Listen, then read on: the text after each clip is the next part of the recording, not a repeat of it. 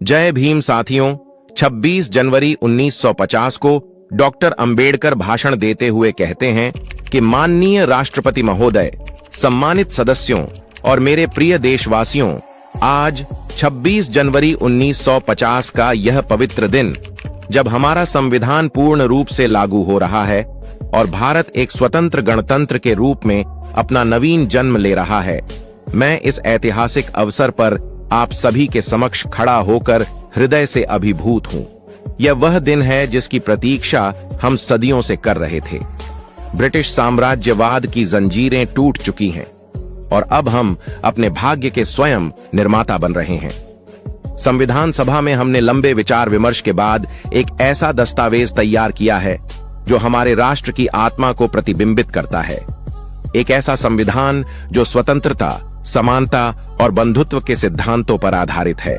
आज हम उत्सव मना रहे हैं, लेकिन यह उत्सव केवल राजनीतिक स्वतंत्रता का नहीं, बल्कि सामाजिक न्याय की दिशा में एक नई शुरुआत का भी है। मेरे प्रिय देशवासियों, इस नए गणतंत्र की सबसे बड़ी चुनौती यही है कि हम राजनीतिक लोकतंत्र को सामाजिक लोकतंत्र से जोड़ें। मैंने संविधान सभा में 25 नवंबर 1949 को अपने अंतिम भाषण में, जिसे कुछ लोग अराजकता का व्याकरण कहते हैं, स्पष्ट चेतावनी दी थी कि यदि हम सामाजिक और आर्थिक असमानता को नहीं मिटाते तो हम विरोधाभासों की जिंदगी में प्रवेश करेंगे। आज जब संविधान लागू हो रहा है, मैं फिर से कहता हूं, राजनीति में हम एक आदमी एक वोट और एक वोट एक मूल्य के सिद्धांत को अपनाएंगे, लेकिन यदि समाज और अर्थव्यवस्था में असमानता बनी रही तो यह लोकतंत्र खोखला साबित होगा। हम स्वतंत्रता संग्राम के उन शहीदों का अपमान करेंगे जिन्होंने अपने प्राणों की आहुति देकर हमें यह दिन दिया। गांधी जी, भगत सिंह, सुभाष चंद्र बोस और लाखों अनाम योद्धाओं की बलिदान हमें याद दिलाता है कि स्वतंत्रता केवल झंडा फहराने से नहीं, बल्कि प्रत्येक नागरिक को सम्मानजनक जीवन देने से पूरी होती है। नए गणतंत्र की चुनौतियां अनेक हैं। सबसे बड़ी है सामाजिक आर्थिक असमानता का अंत। हमारे समाज में जाति व्यवस्था ने सदियों से लोगों को विभाजित किया है। ऊंच नीच की भावना, छुआछूत का अभिशाप और ग्रेडेड इनइक्वालिटी ने कुछ को ऊंचा उठाया और लाखों को अपमान और गरीबी में धकेला। दलितों, आदिवासियों और वंचित वर्गों को सदियों से शिक्षा, संपत्ति और सम्मान से वंचित रखा गया। आर्थिक रूप से भी भूमि का असमान वितरण, जमींदारी प्रथा और औद्योगिक विकास की कमी ने करोड़ों को गरीबी की रेखा के नीचे रखा है। संविधान में हमने अनुच्छेद 14 से 18 तक समानता के अधिकार दिए हैं। अनुच्छेद 17 से छुआछूत को अपराध घोषित किया है और अनुसूचित जातियों, जनजातियों के लिए आरक्षण की व्यवस्था की है। लेकिन ये प्रावधान मात्र कागजी नहीं रहने चाहिए। हमें भूमि सुधार लागू करने होंगे, सहकारी खेती को बढ़ावा देना होगा और उद्योगों में सभी को भागीदारी सुनिश्चित करनी होगी। यदि हम ऐसा नहीं करते तो असमानता विद्रोह को जन्म देगी, जैसा फ्रांस की क्रांति या रूस के बदलाव में हुआ। इतिहास हमें चेताता है कि असमानता लोकतंत्र की सबसे बड़ी शत्रु है। शिक्षा समानता की कुंजी है। बिना शिक्षा के व्यक्ति अपने अधिकारों को नहीं समझ सकता, न अपनी क्षमताओं को विकसित कर सकता। हमारे देश में लाखों बच्चे, विशेषकर दलित और आदिवासी बच्चे तथा लड़कियां स्कूल से वंचित हैं। संविधान के अनुच्छेद 45 में हमने 14 वर्ष तक के बच्चों को निःशुल्क और अनिवार्य शिक्षा का वादा किया है, लेकिन यह वादा पूरा करना हमारा कर्तव्य है। हमें गांव-गांव में स्कूल बनवाने होंगे, शिक्षकों को प्रशिक्षित करना होगा और वंचितों के लिए विशेष छात्रवृत्तियां प्रदान करनी होंगी। शिक्षा ही वह हथियार है जो जाति की जंजीरों को तोड़ सकता है। मैं स्वयं इसका उदाहरण हूं। मुझे अपमान सहना पड़ा, लेकिन शिक्षा ने मुझे यहां तक पहुंचाया।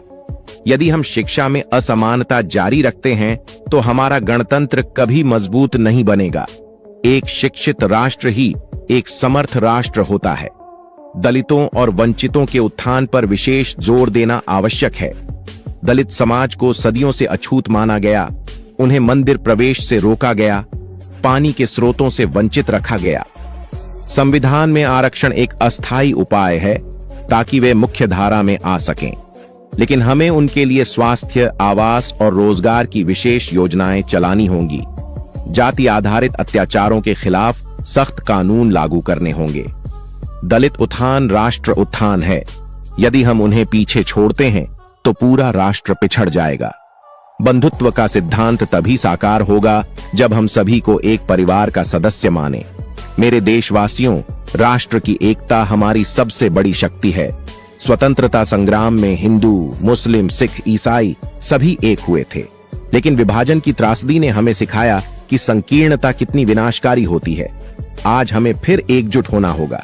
जाति, धर्म, भाषा या क्षेत्र के आधार पर विभाजन हमें कमजोर करेगा। हमें संविधान के सिद्धांतों स्वतंत्रता, समानता, बंधुत्व को जीवन में उतारना होगा। यदि हम भक्ति को राष्ट्र से ऊपर रखेंगे, यदि हम नायक पूजा में डूब जाएंगे, यदि हम असंवैधानिक तरीकों जैसे सत्याग्रह या असहयोग को जारी रखेंगे, तो हम अराजकता की ग्रामर अपनाएंगे। अब समय है संवैधानिक तरीकों से आगे बढ़ने का।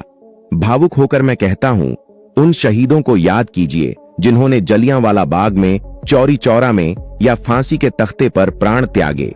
उनकी आंखों में एक मजबूत, समान और एकजुट भारत का सपना था। आज वह सपना हमारे हाथ में है। क्या हम इसे साकार करेंगे या विरोधाभासों में जीते रहेंगे? मैं विश्वास करता हूं कि हम करेंगे। एक मजबूत भारत की दृष्टि, जहां हर व्यक्ति गरिमा से जिए, जहां गरीबी और अशिक्षा का अंत हो, जहां दलित और वंचित मुख्यधारा में हो, यह दृष्टि हमारी है। अंत में मेरी प्रेरक अपील है, मेरे प्रिय देशवासियों, आइए हम असमानता को मिटाकर, शिक्षा को फैलाकर, एकता को मजबूत करके इस नए गणतंत्र को अमर बनाएं। संविधान हमें मार्ग दिखाता है, अब हमें चलना है। आजादी को जिंदा रखें, समानता लागू करें और भाईचारे को अपनाएं। तभी हम विश्व में महान राष्ट्र बनेंगे। डायबिटीज और ब्लड प्रेशर से पीड़ित होने के बाद भी आम्बेडकर ने संविधान तैयार करने में काफी श्रम किया। संविधान सभा में लगभग 100 दिनों तक खड़े होकर उन्होंने धैर्यपूर्वक हर खंड को समझाया और कारण बताए या सुझाए गए हर संशोधनों को अस्वीकार किया। संविधान सभा की बैठकों में सभी सदस्य मौजूद नहीं रहे। डॉक्टर आम्बेडकर ने कहा, 26 जनवरी 1950 को हम विरोधाभासों भरे जीवन में प्रवेश करने जा रहे हैं। राजनीतिक जीवन में तो हमारे पास समानता होगी, लेकिन सामाजिक और आर्थिक जीवन में असमानता होगी। भारत ने 26 जनवरी 1950 को संविधान लागू होने के साथ खुद को एक संप्रभु, लोकतांत्रिक और गणतांत्रिक राज्य होने का ऐलान कर दिया। अपने भाषण में डॉक्टर आम्बेडकर शायद नए गणतांत्रिक राज्य और पुरानी सभ्यता के बीच के अंतर विरोधों के बारे में इशारा कर रहे थे। उन्होंने कहीं और कहा कि लोकतंत्र भारतीय भूमिका केवल ऊपरी पोशाक है। उनके अनुसार यहाँ की संस्कृति अनिवार्य तौर पर अलोकतांत्रिक है और यहाँ के गांव स्थानीयता का गंदा नाला, अज्ञानता, संकीर्णता और सांप्रदायिकता के घर हैं। संविधान निर्माण के कुछ साल बाद डॉक्टर राजेंद्र प्रसाद ने स्वीकार किया कि आम्बेडकर ने संविधान के कुशल पायलट की भूमिका निभाई। 6 दिसंबर 1956 को 63 साल की उम्र में डॉक्टर आम्बेडकर के निधन के थोड़ी देर बाद प्रधानमंत्री जवाहरलाल नेहरू ने भी कहा, संविधान बनाने में डॉक्टर आम्बेडकर से ज्यादा ध्यान किसी और ने नहीं दिया और न ही किसी और ने उतनी परेशानी उठाई। संविधान बनने के 73 साल बाद भारत का विशाल और विविध लोकतंत्र गंभीर चुनौतियों से जूझने के लिए एक साथ खड़ा है।